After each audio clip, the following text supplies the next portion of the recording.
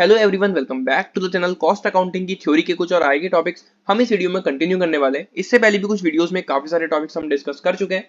उम्मीद करता हूँ सभी वीडियोस आपने देख ली होंगी। अगर आपने वीडियोस नहीं देखी तो एक प्लेलिस्ट बनी हुई है कॉस्ट अकाउंटिंग के नाम से, वहां से जाके आप उन वीडियोस को देख सकते हैं। अब आगे बढ़ते हैं और बात करते हैं उस टॉपिक की जो हमें इस वीडियो में डिस्कस करना है। सबसे पहला टॉपिक है इस वीडियो का हमारा, जो कि है characteristics of an ideal system of cost accounting. ठीक है, तो एक जो हमारा आइडियल सिस्टम होता है कॉस्ट अकाउंटिंग का, उसके क्या क्या कैरेक्टरिस्टिक्स होते हैं या फिर होने चाहिए अगर हमने अपने अपना कॉस्ट अकाउंटिंग सिस्टम सबसे ज्यादा अच्छा बनाना है, तो हम कह सकते हैं कि उसमें ये सब चीजें होनी चाहिए। तब आपका जो कॉस्ट अकाउंटिंग सिस्टम होगा वो एक आइडियल सिस्टम कहलाएगा, यानी कि अच्छा सिस्टम कहलाएगा। हमने पहले भी दो तीन फीचर डिस्कस किए थे, पर यहाँ पर जो आपको पॉइंट्स दिख रहे हैं वो काफी ज्यादा इजी हैं और अच्छे पॉइंट्स हैं। ठीक है, तो सीधा सीधा आपसे जो क्वेश्चन बन सकता है इस टॉपिक से वो ये बन सकता है कि what is mean by cost accounting. ठीक है, कॉस्ट अकाउंटिंग हम पहले ही जान चुके हैं। State the main characteristics of an ideal system of cost accounting. ठीक है, तो एक पूरा क्वेश्चन बन सकता है, 5 मार्क्स में बहुत इजीली क्वेश्चन पूछा जा सकता है। या फिर आपसे कह सकते हैं discuss the characteristics of an ideal system of cost accounting, या फिर इस तरीके से पूछ सकते हैं define cost accounting, what are the characteristics of an ideal cost accounting system.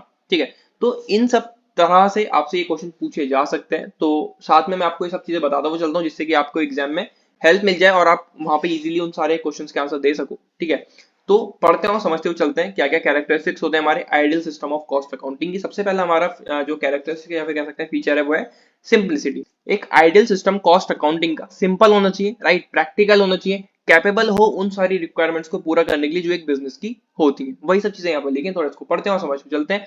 The cost accounting system should B simple, tailor made, practical and capable of meeting the requirements of a business concern. तो वही चीज है कि जो हमारा ideal system है cost accounting का वो बिल्कुल सिंपल हो और वो कैपेबल हो उन सारी रिक्वायरमेंट्स को पूरा करने के लिए जो एक बिजनेस की रिक्वायरमेंट्स होती है। ठीक है, सेकंड हमारा कैरेक्टरिस्टिक है economy. The cost of running cost account should be as low as possible. तो जो कॉस्ट है उन कॉस्ट अकाउंट्स को चलाने की या फिर रन करने की, वो जितनी कम हो वो उतना ही ज्यादा अच्छा होगा। जितने कम में हम उस चीज को कर पाए उतना ही ज्यादा वो अच्छा होगा।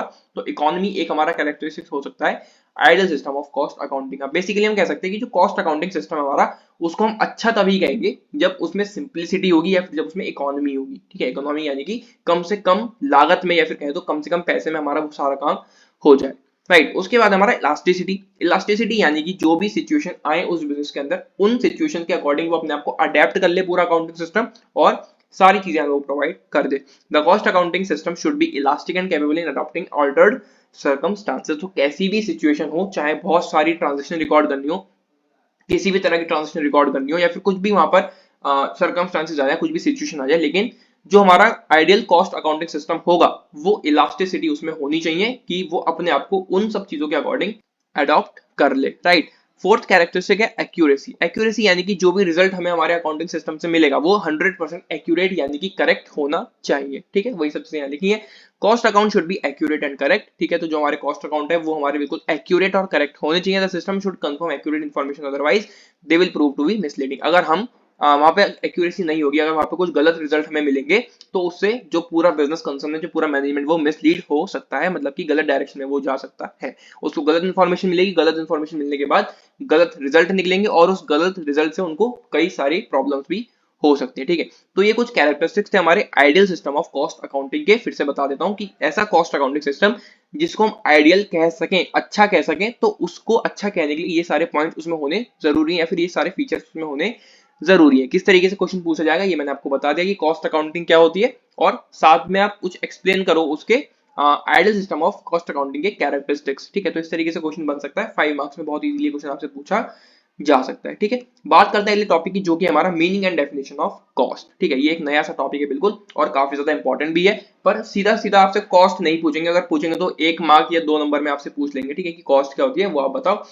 इसके साथ जो हमारा क्वेश्चन बनता है कॉस्ट के साथ, वो बनता है इसके एलिमेंट्स क्या क्या होते हैं, वो हम अगली वीडियो में जानेंगे। फिलहाल इस वीडियो में सिर्फ कॉस्ट के बारे में जानने वाले हैं।